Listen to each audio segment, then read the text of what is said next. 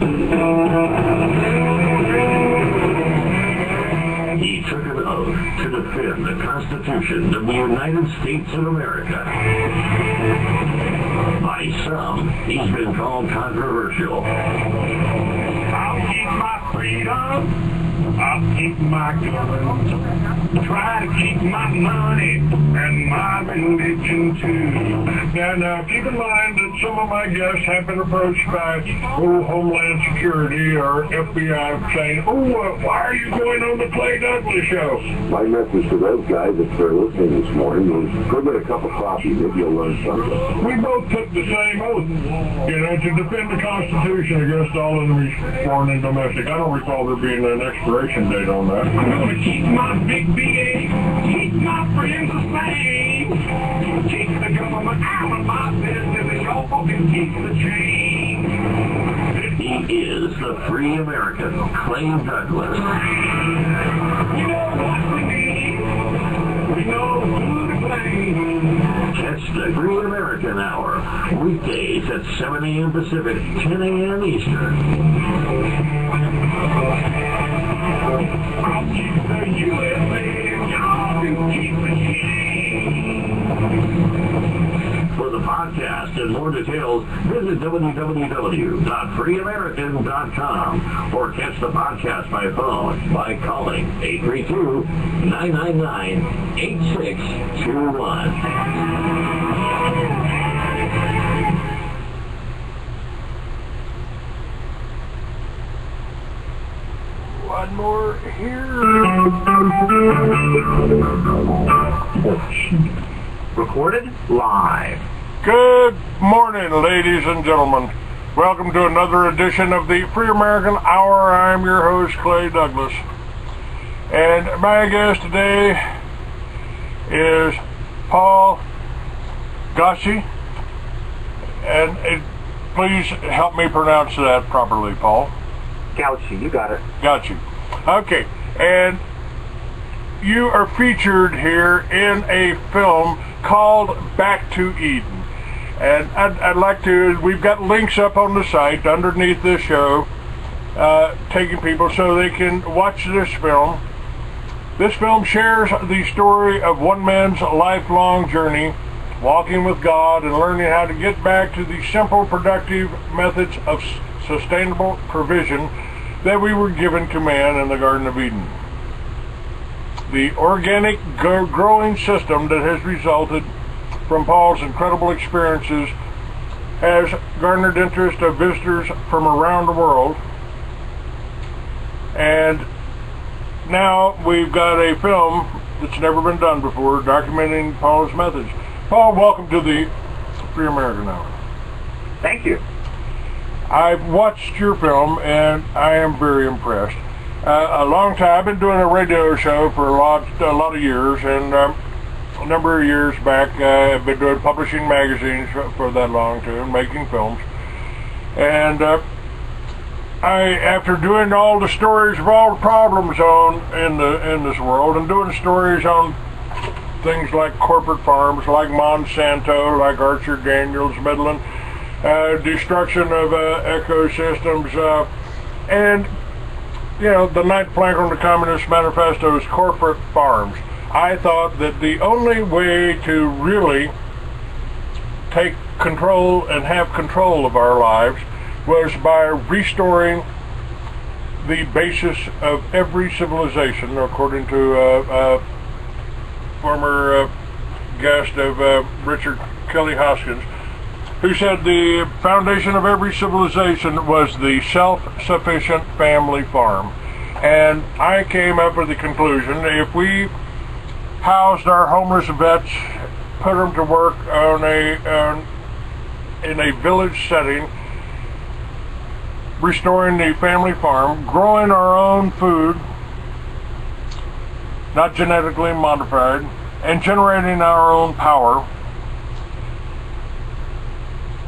we didn't really need the government, the banks, or anything except what God gave us: sun, wind, and soil, and the water. And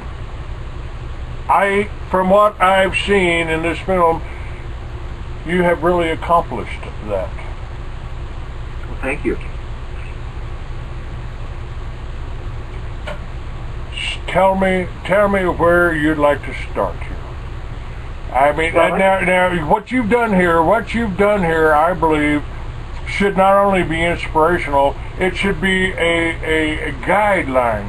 I've got biochemist friends that have told me that our food is really lacking in fulvic acid, and they can get fulvic acid, which restores cellular damage. They have to get it from prehistoric plants because they've said our gardens, our fields, our farms aren't producing.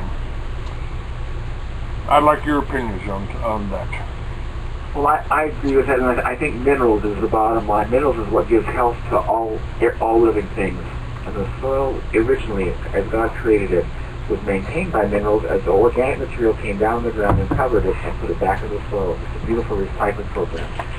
And what I'm doing is just basically going back to nature and copying what's been done for the last 6,000 years of recorded human history. Has worked totally well, is working completely well, and is completely sustainable, is completely free, and the results are amazing. This is what just so blesses me, because I've done it the hard way with tilling and everything else. And what I'm experiencing here is every year I get this higher and higher return, and I'm basically doing nothing. Nature's just doing it all. And it's just such a pleasure and so enjoyable to have to be part of that. Now, I'm really, some of the things covered in your film were just simply amazing to me. I'm pretty well traveled, I'm pretty well read, and I found it fascinating that wood chips won't blow away, and basically, am I giving away a secret here? What you've done to create this wonderful soil is spread wood chips over it, and they don't blow away. you see, wood chips are chip branches, and this is what's happening in nature. Every day, needles and leaves fall to the ground and cover the ground and support and feed the ground. And when I bring in wood chips to my property, which are chip branches, I'm just copying what's happening in nature. And what amazes me is just how beautifully it works. And what my experience has been is, if I try to help nature, I mess it up. This system is so well designed and so well thought out that if I touch it, I mess it up. And so I'm just the place now as nature. Talk to me, show me what you're doing, because I want to copy, because you do it the best.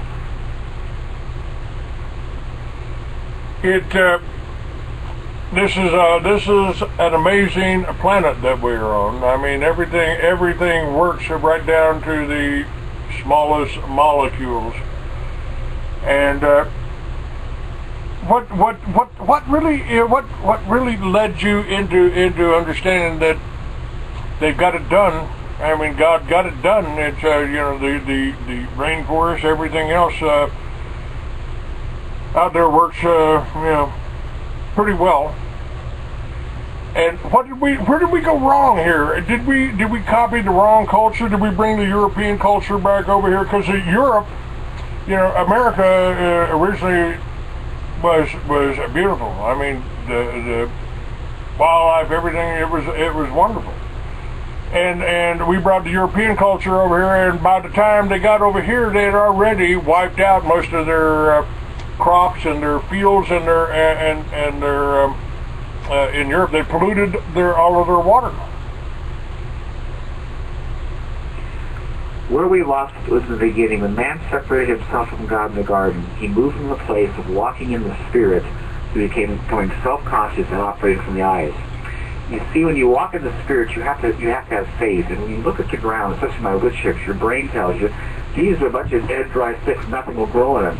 What you can't see is directly below is this most incredible live, living culture, perfect for plant life. And because man can't trust what he can't see, he has to expose the dirt and see it. And when he exposes, takes the cover off, it becomes vulnerable and it's lost. It's that simple. And where did we lose sight of that? I mean, this has been, as you pointed out, we've been farming for 10,000 years, haven't we? Yeah, 6,000 of recorded human history. 6,000. Okay. What happened? well, like I said, what happened was in the separation in the garden. What I find interesting is that Jesus, there in Sermon on the Mount, says, consider the birds of the air, all the animals. They don't sow, they don't reap, and they don't sow in barns, and your Heavenly Father takes care of them. Aren't you of more value than them? And what he's saying is that I would take care of you the same way, because we got disconnected and started trying to do it ourselves and wasn't paying attention to him. We've caused all these problems, and we're losing everything. Where everything in nature does totally great. They don't carry health insurance, they don't go to doctors, they live wonderful lives, they eat food fresh in season, and it's abundant. And we don't get it. It's so hard. It's so amazing how hard we work to fail, and we're just not paying attention. Now, the ninth plank on the Communist Manifesto is corporate farms, and I don't see the corporate farms. I don't see the Monsantos out there. I don't see those places doing anything good for people. But no, I agree. I've stated when a communist regime takes over a country or intrudes into a country, they go after three classes of people almost in order.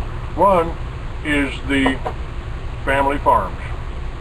They go after the farmers first because they don't want you being able to feed yourself. And then they go after the intelligentsia, anyone smart enough to know what they're doing. Third, they go after the veterans and law enforcement that are loyal to the old regime. So,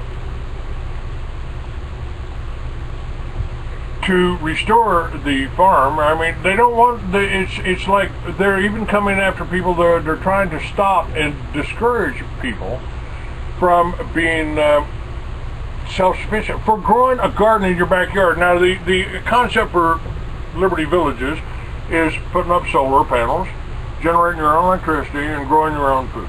Pretty simple. Pretty simple. But they don't really want you to do that.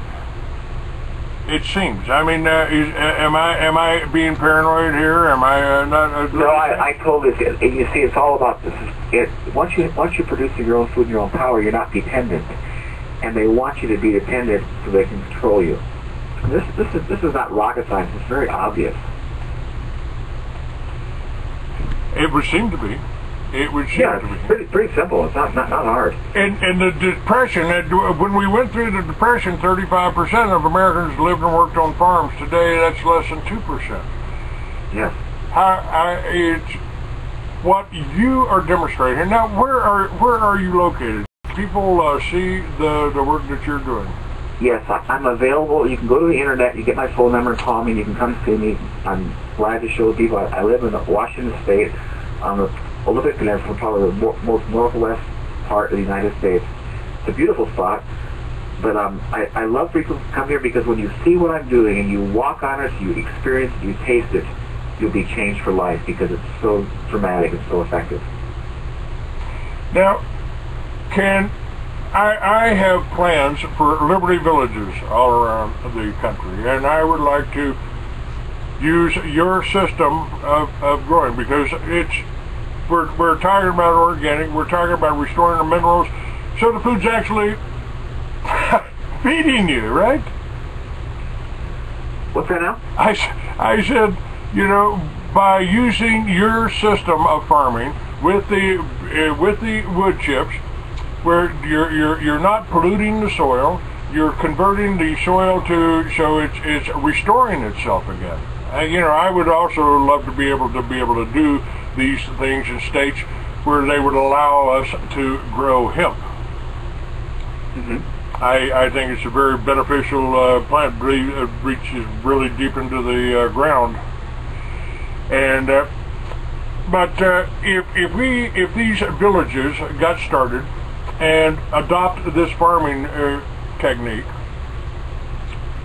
and could show and demonstrate to people that come into the restaurant or the gift shops, they could buy your video, they could eat some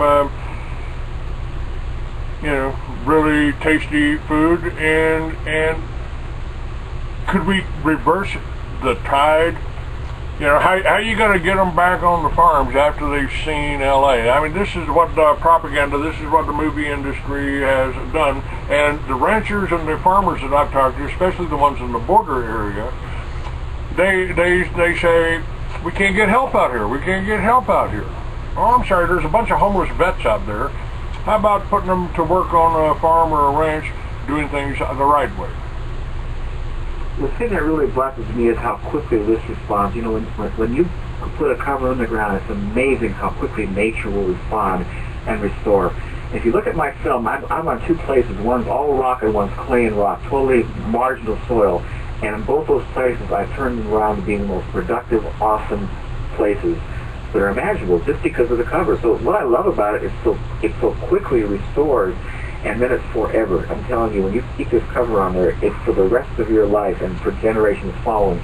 It's like compounding interest. It just gets better and better and better. And my challenge is now in my garden is that things grow too fast, I have too much, and I can't contain them.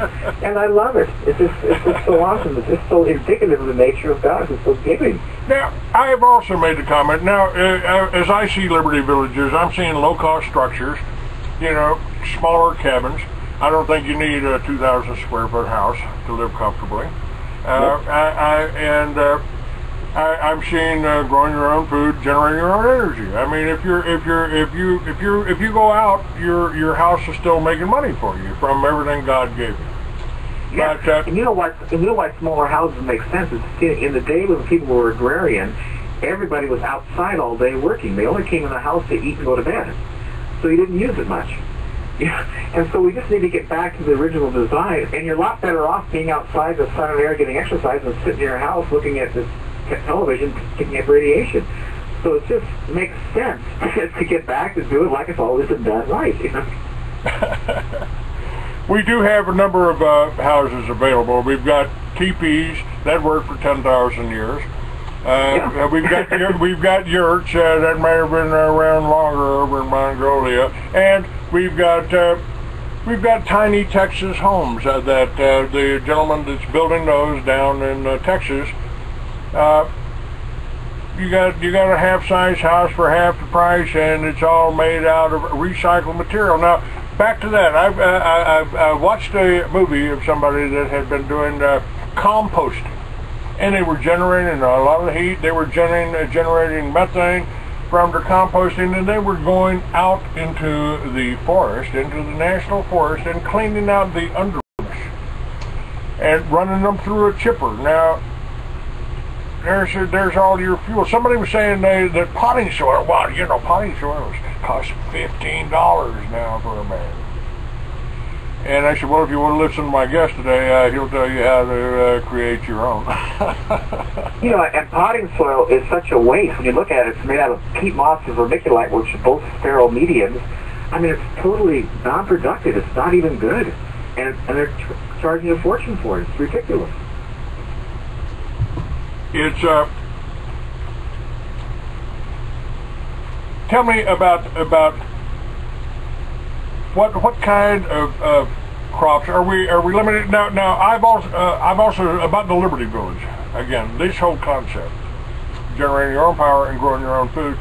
I said that could be adopted to your backyard, to your neighborhood. I mean, if you got together with your neighbors and said, look, we're going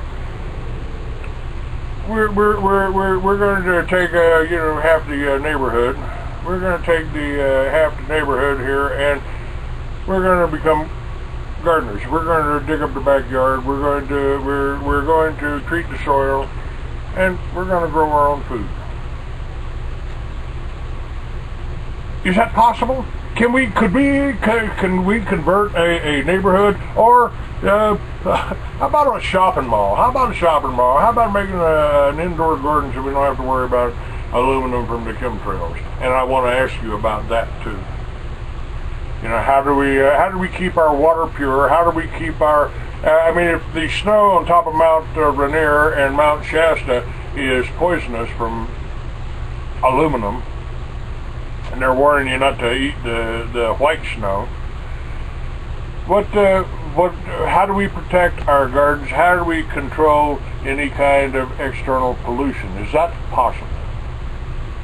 I don't know that you can, you know, upgrade the planet is really, you know, serious, but I'm living at the level the best I can. My water comes from a well. It's like 7.3 alkaline. It's coming from the glaciers and the Olympics. The rain, you know, some things, even though it's got the aluminum barrier and things are really growing well. And so I just have to make the best of what I can, but so far I'm experiencing wonderful health. Everything is growing great, and I'm really thankful for what I have. You know, there's some things I have no control over, and so I'm not going to be frustrated and try to, you know, get depressed about it. I just have to make do with what I have and be thankful for it. What kind of food are you growing now? This this can vary from you know, area to area, from hemisphere to hemisphere here. What kind of food are you growing? And is the health that you're experiencing, do you believe that's from the minerals that your food is producing from the way you've treated the ground? I'm positive, and I had experience with people coming here who have been in pain, who had eczema. My little boy had eczema all over his body. In 3 days of eating my live food, it totally cleared. Another woman came here who had severe pain but couldn't sleep at night, just ate my kale, and that night she slept with no pain. I know there's no question that our bodies were created to be self-healing and self-maintaining, and we're all sick today because our food's no good and we're malnutrition. And when you get proper, healthy food full of minerals and vitamins, your body just naturally heals because it was made to do that. And it knows how to do that. It just has to be supported. And our food today is deficient at all levels, and we're malnutrition. You know, it's pathetic what's happened to our culture. People are obese because they're starving to death on full stomachs. The food isn't satisfying. It's not feeding them. And when you get live food, you just are so satisfied. You feel so good and you're so well. It's how we're supposed to live. I believe that. I believe that. It's we're all kind of dependent now on the grocery store, and this just seems insanity to me. My grandmother, I agree. My grandmother had she lived about 30 miles from Fort Worth, and we'd drive over there, 30-minute drive, and have the greatest dinner that I've ever had. Chicken and everything came out of my grandmother's garden. It was wonderful food. We don't experience that with grocery store food. And with the Monsanto crap going around, I mean, we've got corn being fed to our children that rats won't eat. Is that happening? Yeah, what's so pathetic about that? People don't, and this is, people have got to be educated. This genetically modified organisms look like food, smell like food, taste like food, but they're not food. And they're not an acceptable alternative to food. And people have got to come to that reality, and this has got to be shut down, because I'm telling you, it's killing everything. And it's destroying our ability to raise food, and it's taking out the original foods that are totally vital to human history and health.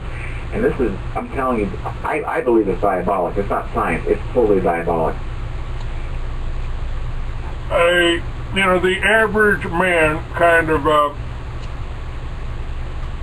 is kind of dumbfounded when he encounters a conspiracy so vast that he just can't, and so evil that he can't comprehend that it could exist. Would people want to kill off, 90% of the world's population? Well, they wrote it in stone, in the Georgia Guidestone, didn't they? Yeah, it's sad. It's pathetic. It's never been easy to be free, but in our oldest literature, I really come to the conclusion Richard Kelly Hoskins is right, that the self-sufficient family farm is the basis of every civilization. I mean, what's more valuable than gold? Your food. Yeah, and this is how all of history has been. People lived in agrarian communities from the beginning of time until the Industrial Revolution. It's how everyone's always lived, and it's so obvious. And we've got to get back, because this is how, we were created for. You know, this is my own experience. I don't need to go to the store. I live such a wonderful, abundant, healthy life, and I'm eating food that millionaires don't even approach. I feel so blessed, and my quality of life is superior to any money could buy. And I have food year-round from my place, and there's nothing I need from the store. And I'm so satisfied and so thankful. Let me ask you about another concept, and I'm not sure if you're utilizing it, but aquaponics. The idea of raising fish in the water that you're watering your garden with. And what about aquaponics? What about growing fish and being able to harvest fish? They're sending they're providing fertilization for your plant life. Could something like that be rigged up on, say, small areas, 5 acres or something like that, and be productive and add to the food supply? I'm sure it can. We have a pond at our place. It's 60 by 80, 12 feet deep. When my kids were here, I filled it. I basically got a good well and put water in it, and we raised trout. That was fun. I haven't had a lot of experience with it, but I'm sure it's possible. The problem with farm-fed fish, the fish need to be fed a natural diet, because the farm-fed fish is totally corrupt and nasty. It's like all the other farm-produced food. It's not natural. It's not good for you, and it's counterproductive. So if you can raise the fish properly on natural food, then I think it'd be wonderful. Or in non-polluted lakes, right? Yeah. Okay. You say this, you're able to feed yourself year-round. Now, I'm not. I've got people on the chat rooms that are from farm backgrounds. I'm not. I'm just a city boy. And you say you can have it year-round. Now, my grandmother used to can. She used to have preserves and everything canned, and that's a skill we've almost lost. How do you do it? How do you maintain your food supply from year to year? Actually, that's what I would like to cover with you. I've got about 4 minutes left on this segment here, and maybe you could comment on that. Well, you see, in nature, nothing is lost. Everything in nature goes through the winters until it survives, and seeds fall to the ground. No one picks them up and puts them in a warm, dry place. They lay on the ground all winter with the snow and the rain, and come spring they miraculously come up. And in my compost, wood chip soil that's insulated in the winter with freezing snow and rain, I have cilantro, Russian kale, parsley for greens. I have all the root vegetables, carrots, beets, parsnips, turnips in the ground that actually get better as the ground freezes because the sugar comes up. And so I'm having live food all year long. I just pulled out cilantro that was 4 feet tall that I planted last September that fed me all winter. Now it's on the seeds. And people, when they come to me, they're amazed. How did you get it so big? I planted last September. And in the compost, it's insulated, and the cold didn't hurt it. So, again, in nature, everything survives. All the animals live all winter out there. And we need to connect to how everything else in nature works and copy it, because it does it the best. And it's a great example. I would like to get your impression. The name of the film is Back to Eden, and I'd like to get your impression on that story in the Bible, because I've always referred to this as a garden planet. It is. My other theories is we may have been colonized by intergalactic drug dealers. All the pyramids and all that are all in prime dope growing regions. So, but we got a planet here that everything works. Everything works on it until man interferes with it. That's right. And it's indicative of the design and the awesome ability of the Creator. I mean, I'm telling you, he is amazing if you look what he's done.